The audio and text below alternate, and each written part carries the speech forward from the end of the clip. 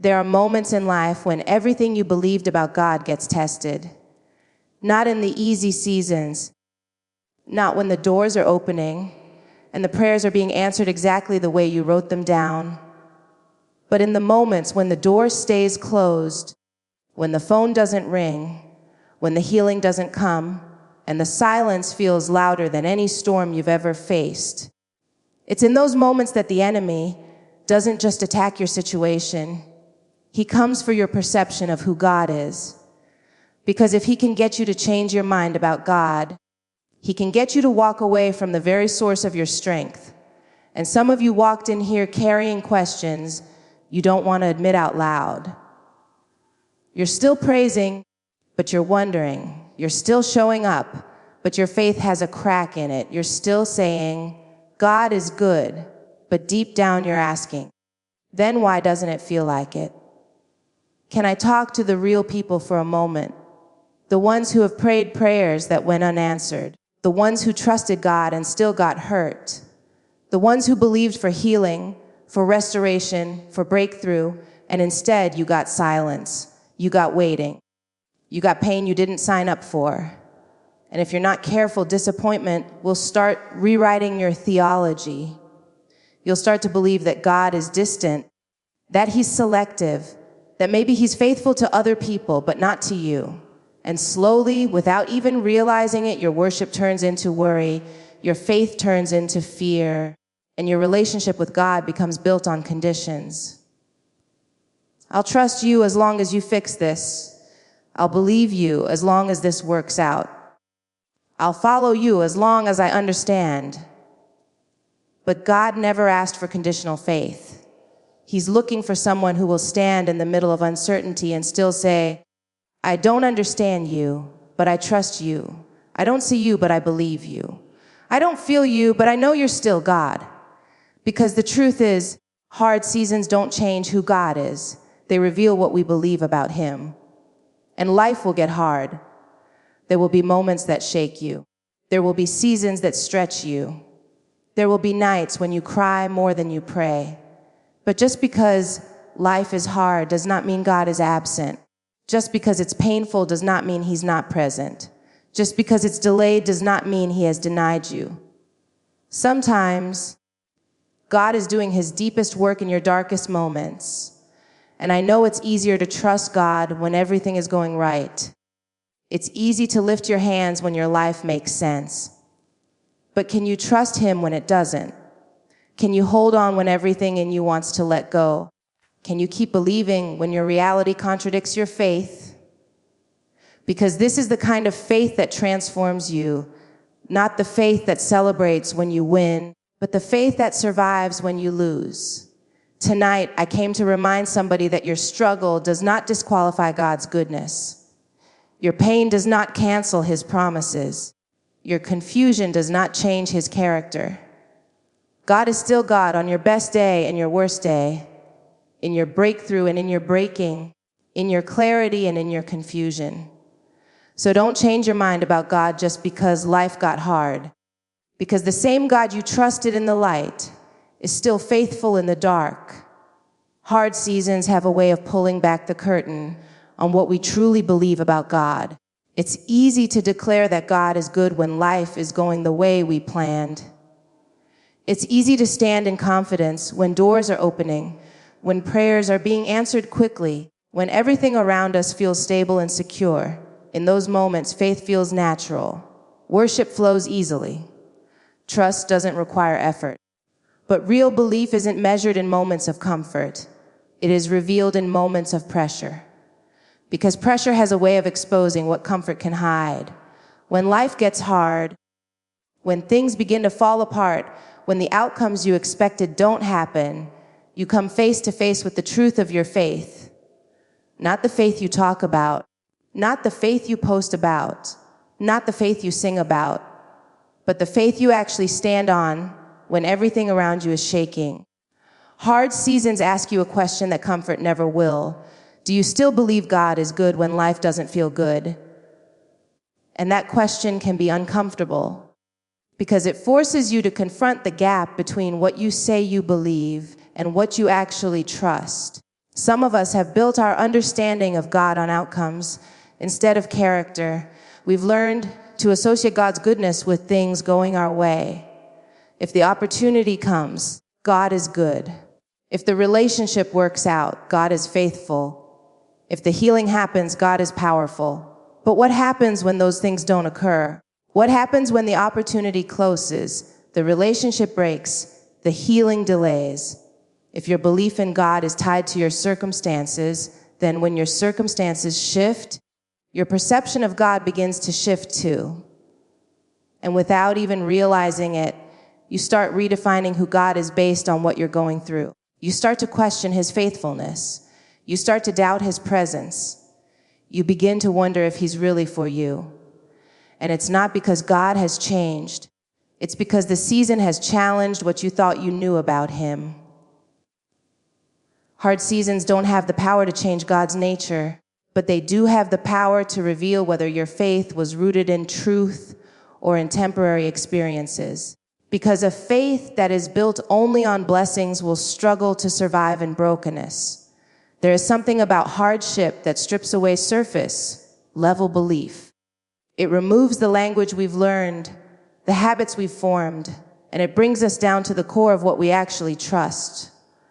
When you've prayed and nothing changes, when you've believed and nothing moves, when you've done everything right and things still go wrong, you are forced to decide whether your faith is conditional or committed.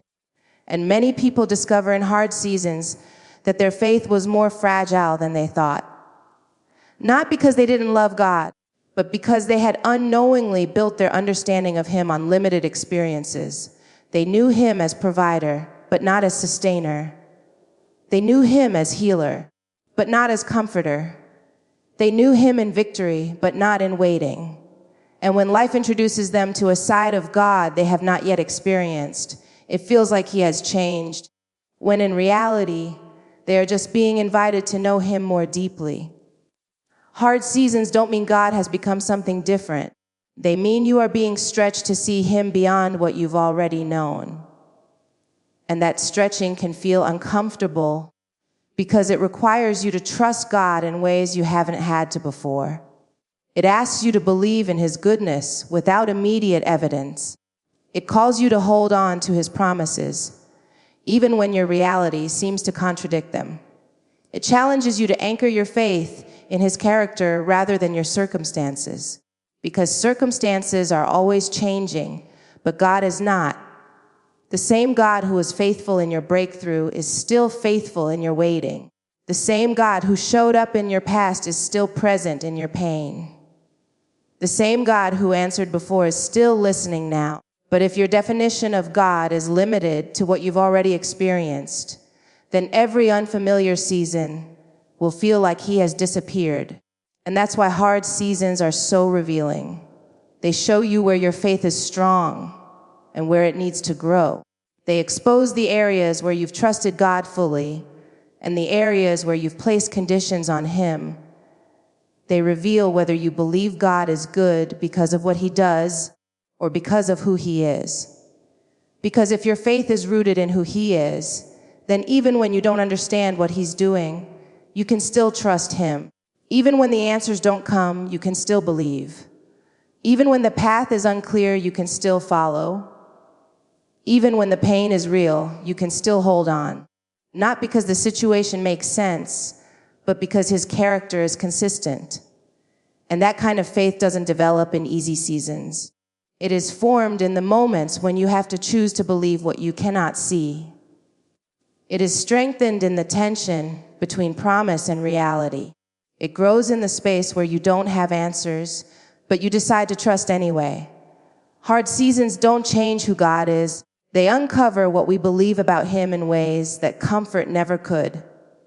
Disappointment has a quiet way of entering your life. It doesn't always come loudly or dramatically.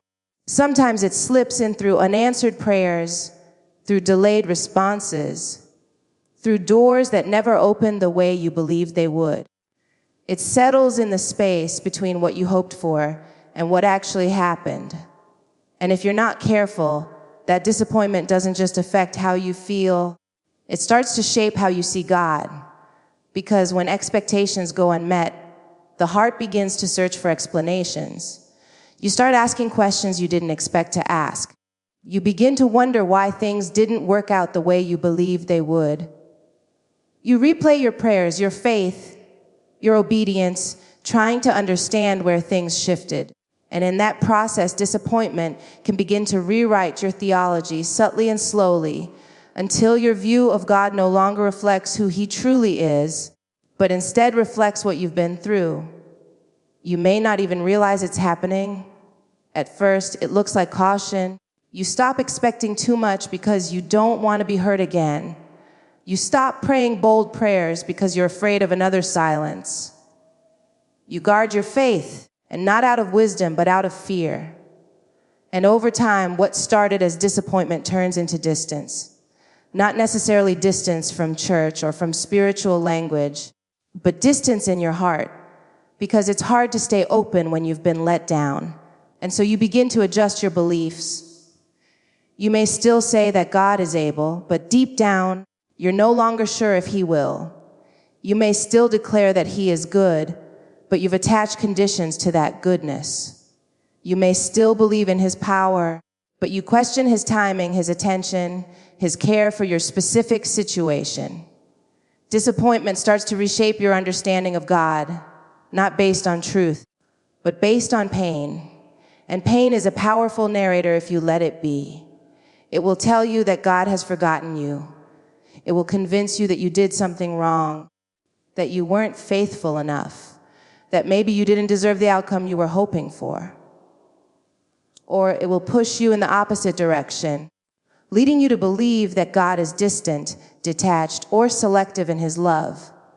Either way, disappointment distorts your perspective, making it difficult to see God clearly. Because when you're hurting, it's easy to interpret silence as absence. But silence is not always absence, and delay is not always denial. The danger of letting disappointment rewrite your theology is that it causes you to build beliefs on incomplete understanding. You begin to define God by moments instead of by His nature. You allow temporary situations to create permanent conclusions. You take one season, one outcome, one unanswered prayer, and you let it speak louder than everything you have known about God before. And that is how faith begins to weaken, not because God has changed, but because your perception of Him has shifted. Disappointment can make you forget the times God was faithful. It can overshadow the ways He has already provided, already protected, already carried you through situations you thought you wouldn't survive. It narrows your vision until all you can see is what didn't happen, what didn't work, what didn't come through. And when that becomes your focus, it becomes your truth. But your experience is not the full story of who God is. God's character is not defined by a single moment, a single season, or a single outcome. He is consistent even when your circumstances are not. He is faithful even when your expectations are unmet.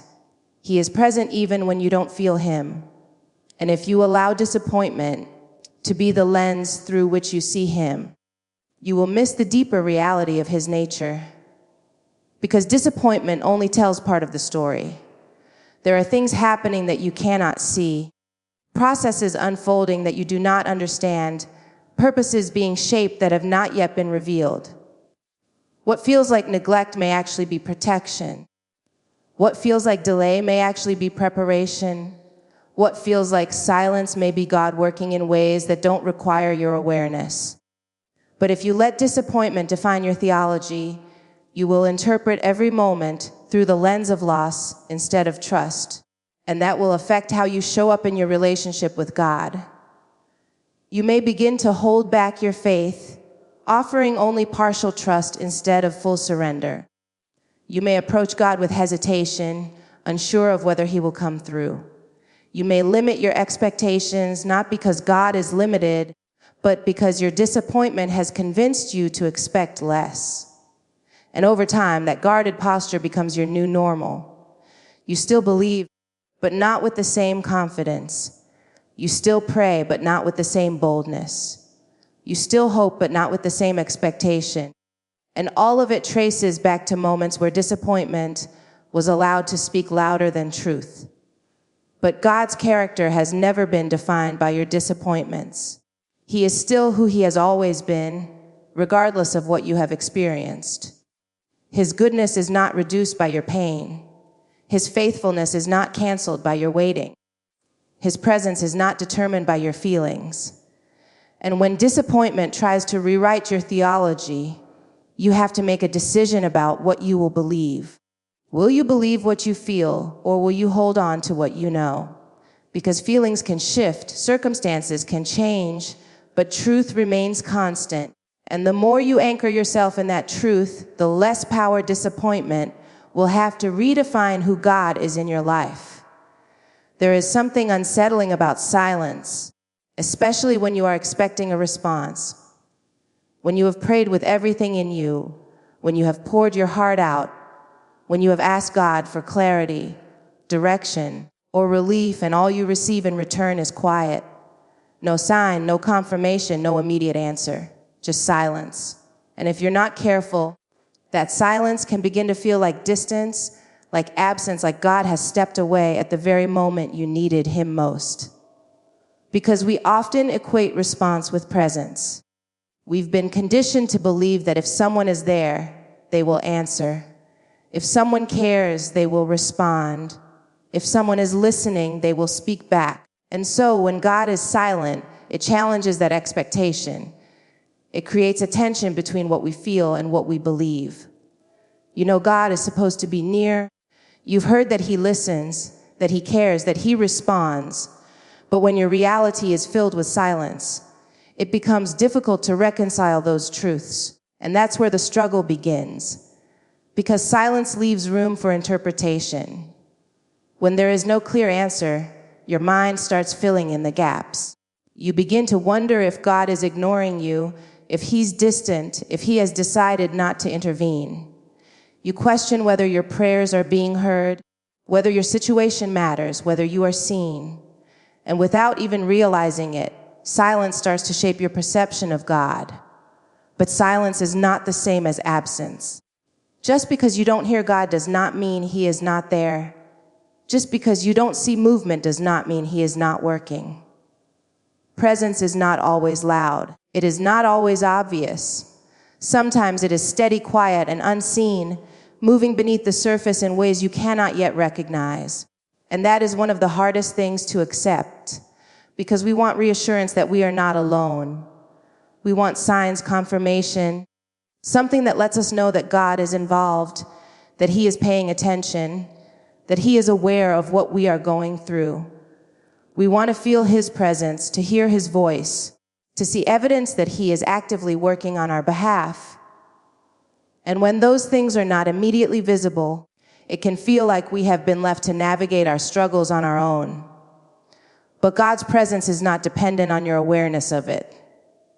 There are moments when he is closest and you feel him the least, not because he has moved, but because your situation is heavy, your emotions are loud, and your perspective is limited to what you can sense.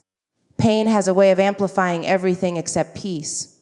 Fear can drown out truth. Uncertainty can cloud your ability to recognize what is still constant. And so silence begins to feel louder than his presence. But what if silence is not a sign of absence, but a sign of something deeper? What if God's silence is not him stepping away, but him inviting you to trust beyond what you can hear? What if he is working in ways that don't require immediate explanation? What if there are things being aligned, prepared, and established that cannot be rushed, and his silence is part of that process? Because not everything God does is meant to be understood in the moment. There are seasons where his work is hidden, where the progress is internal, where the transformation is happening beneath the surface. And in those seasons, silence becomes the environment where your faith is stretched. It becomes the place where you learn to rely not on what you hear, but on what you know. Because if your faith depends only on clear answers, it will struggle in unclear seasons. If you can only trust God when he speaks, when he confirms, when he responds in ways that make sense to you, then silence will always feel like a threat. But when your faith is rooted in his character, in who he has proven himself to be, then even when he is silent, you can still trust that he is present. Because presence is not always loud. Sometimes it looks like strength you didn't know you had. Sometimes it looks like peace that doesn't make sense. Sometimes it looks like endurance in the middle of difficulty. It shows up in ways that are not always obvious, but are still very real. And just because you don't recognize it immediately does not mean it isn't there. Silence can also be a space where you grow in ways that noise would not allow. When there are no clear instructions, no immediate answers, you are pushed to develop a deeper kind of trust. A trust that is not based on constant reassurance, but on a settled belief that God is who he says he is, regardless of what you experience in the moment. Because if God responded instantly to every question, if he explained every delay, if he clarified every situation, you would never have to trust beyond what you can understand. And faith that only operates within understanding has limits. But the kind of faith that grows in silence learns to hold on without explanation.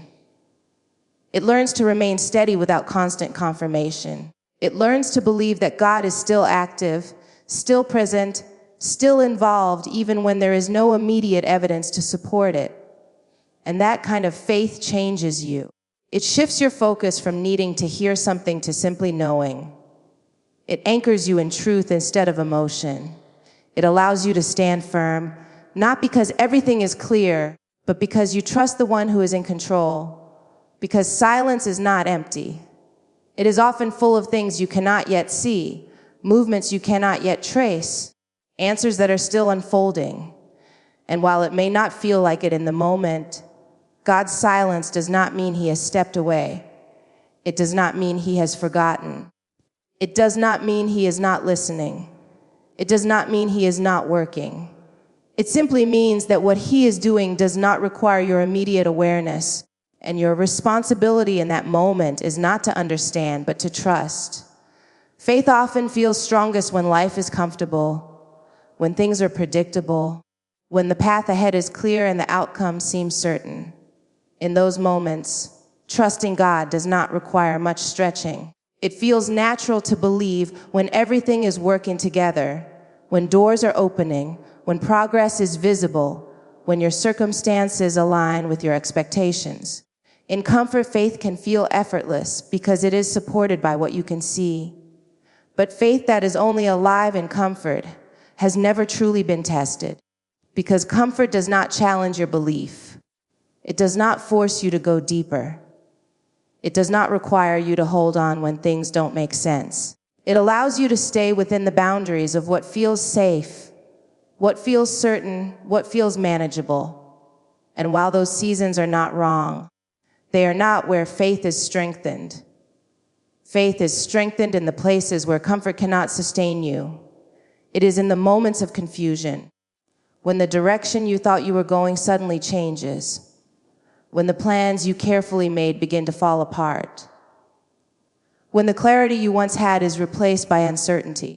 Confusion has a way of shaking your confidence, not just in your plans, but in your understanding of what God is doing.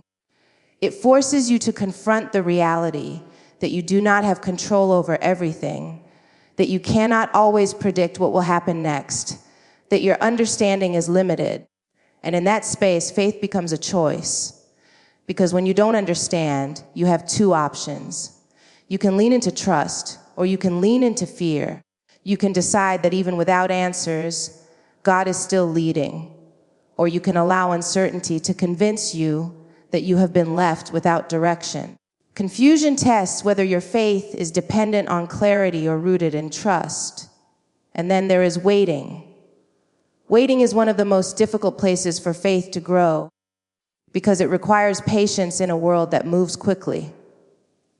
It requires stillness when everything in you wants movement. It asks you to remain steady when you don't see progress, to keep believing when nothing seems to be changing, to hold on when it feels like time is slipping by without results. Waiting can feel like nothing is happening, but that is rarely the truth. There are things being developed in waiting that cannot be formed in immediate outcomes. Character is being built. Perspective is being shaped. Strength is being developed. Waiting stretches your faith beyond instant gratification and teaches you to trust in timing that is not your own. Because if everything happened the moment you asked for it, your faith would never have to grow beyond expectation. But in waiting, you learn endurance. You learn how to stay committed, even when the reward is not immediate. You learn how to believe not because you see results, but because you trust the process. Waiting reveals whether your faith is conditional on quick answers or anchored in something deeper. And then there is pain. Pain is perhaps the most intense environment where faith is tested and strengthened. It challenges not only your understanding, but your emotions, your endurance, your sense of stability. Pain has a way of making everything feel heavier, more difficult, more overwhelming. It can cloud your vision, making it harder to see beyond what you are experiencing in the moment. And when you are in pain, faith does not feel easy. It does not feel natural to trust when you are hurting. It does not feel simple to believe when things are breaking. It requires a different kind of strength, a deeper kind of commitment. Pain forces you to decide whether your faith is strong enough to hold you up when everything else feels like it is falling apart. Because it is one thing to believe when life is good. It is another thing to believe when life is hard. Pain challenges the foundation of your faith. It asks whether you can still trust God when you don't feel okay, when you don't understand, when you don't see how things will work out. It pushes you beyond surface level belief into something more solid, something more resilient. Because real faith is not about how you feel. It is about what you choose to hold on to. In confusion and waiting and pain, your feelings will shift. There will be moments when you feel strong and moments when you feel weak. There will be days when belief comes easily and days when it feels like a struggle. But faith is not built on those fluctuations. It is built on the decision to trust even when your feelings are uncertain, and that decision is what strengthens you. Every time you choose to trust in confusion, your faith grows. Every time you remain steady in waiting, your faith deepens. Every time you hold on in pain, your faith becomes stronger. Not because the situation changes immediately, but because you are being shaped in the process. Because faith is not just about outcomes, it is about transformation. It is about who you become as you continue to trust, as you continue to believe, as you continue to hold on. It is about developing a foundation that is not easily shaken, a belief that is not dependent on circumstances, a trust that remains even when life does not go the way you expected. And that kind of faith cannot be developed in comfort. It requires moments that stretch you, seasons that challenge you, experiences that push you beyond what feels easy. It is formed in the spaces where you have to rely on something greater than yourself, where you have to trust beyond what you can see, where you have to believe even when it feels difficult. Because comfort may make faith feel easy, but it is in confusion, in waiting, and in pain that faith becomes strong. Feelings are powerful. They can rise quickly, shift without warning, and shape the way you see everything around you. One moment you feel confident, steady, secure, and the next moment doubt creeps in, fear settles in, and uncertainty begins to take over. Feelings respond to what is happening in your life, to what you see, to what you hear, to what you experience.